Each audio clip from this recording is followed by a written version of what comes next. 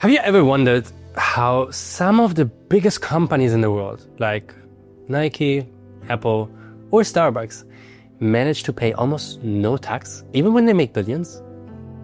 It sounds crazy, but it's true. And honestly, understanding it can completely change how you think about money and business. Hey everyone, this is Thyll from Ankova. Today, we're going to break this down using real examples from Nike and Starbucks to Pfizer and even billionaires like Pavel Durov.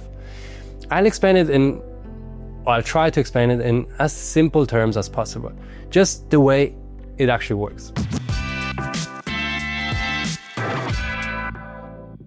Let's start with Nike, probably the most famous example.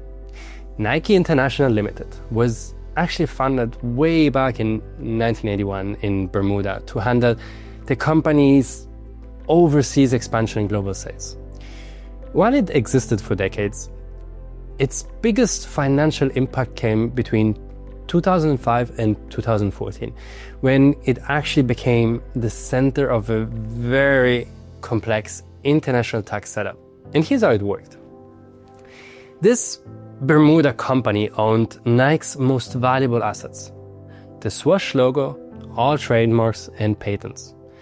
Then, subsidiaries in higher tax countries, especially in Europe, paid royalties to Nike International for the right to use the brand.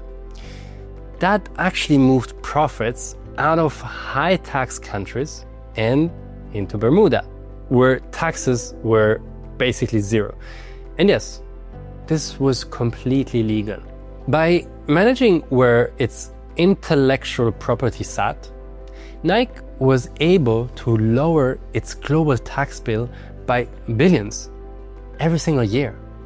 So basically, all of Nike's other companies, especially in Europe, paid royalties to this Bermuda or Netherlands company for the right to use the brand. That means profits in high tax countries dropped, while most of the money stayed in low tax jurisdictions. And here's the thing, this was completely legal. Nike was lowering its global tax bill by billions each year, just by managing where the intellectual property sat. Starbucks did something similar but slightly different.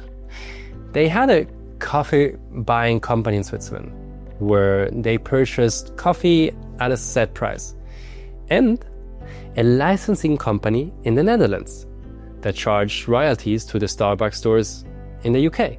They even used internal loans with interest to move profits strategically. So it wasn't a trademark-based like Nike setup, but it still reduced taxable income in higher tax countries. The point is the same: using smart structures legally to pay less tax. Companies create a subsidiary in a low or zero tax country, places like Bermuda, the BVI, the Netherlands, or, for example, Luxembourg. That subsidiary owns the company's most valuable stuff, like logos, brand, trademarks, patents, or eventually software. Then, all the other branches of the company pay royalties to that IP company for the right to use those assets. Now, those payments reduce profits in the high tax countries, and the offshore company accumulates income at a very low or even no tax. And here's the kicker.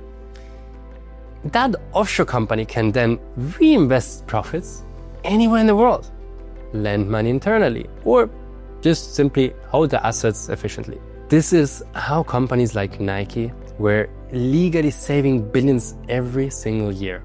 Other tech companies like Apple, Google, Microsoft, Meta, and Amazon, for example, they all route intellectual property through low tax countries to manage their royalties efficiently.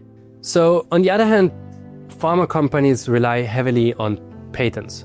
So Pfizer, AstraZeneca, and Johnson & Johnson all use IP in low tax jurisdictions and charge royalties to manufacturing subsidiaries.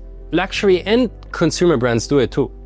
Adidas, IKEA, McDonald's, and Zara use IP or transfer pricing setups to legally move profits to more tax-friendly countries. Even media companies like Disney, Warner Bros. Route royalties internationally to minimize taxes. Look, this is everywhere. It's not about breaking the law. It's about understanding the system and using it wisely to your advantage.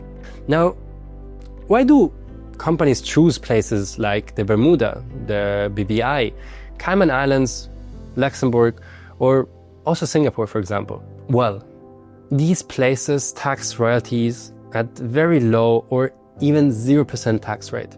They protect intellectual property legally, they respect privacy, and they actually allow companies to own trademarks globally without actually having offices or staff there. Most of the time, the company exists in that country just to hold IP and receive royalties. And this is important. It shows how much flexibility these structures give companies while staying completely legal. So Rolex does things a little bit differently. Instead of being owned by public shareholders, the company is entirely owned by the Hans Wilder Foundation, a private Swiss foundation set up by Rolex's founder. Because of this structure, Rolex can actually focus on long-term quality and stability rather than on quarterly profits.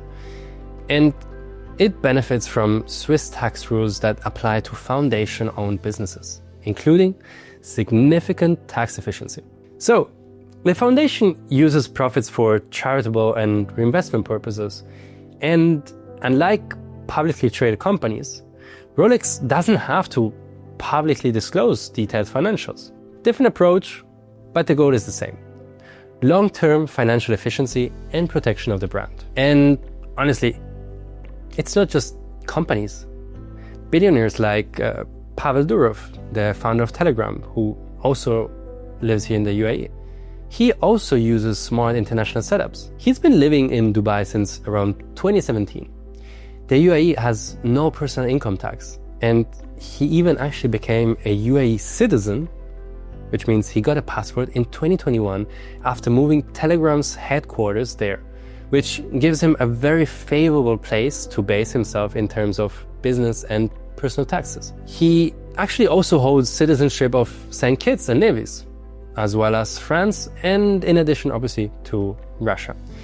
By combining residency in a low-tax place with multiple passports, he gains an incredible flexibility to move, invest, and operate internationally, which, in my opinion, is a huge advantage in a complex world like we live in today. Here's why this matters. Understanding IP and offshore structure isn't just for huge corporations. If you're an entrepreneur, investor, or high net worth individual, knowing how these things work can protect your wealth, optimize taxes, and give you flexibility. IP is an asset that can generate income globally if managed smartly. And when countries or regulators change laws, having these strategies in place keeps your business and personal finances safe. The takeaway is very simple. Intellectual property and offshore structures are powerful tools for companies as well as individuals. Nike, Apple, Rolex, and Pavel Durov all use variation of this strategy to legally save billions, protect their assets, and stay competitive globally. If you want to understand how to apply these strategies for yourself, whether it's for your business or personal wealth planning, knowing IP and offshore structures is essential. And if you want a hand putting it into practice, reach out to us, link in bio, we're ready to help.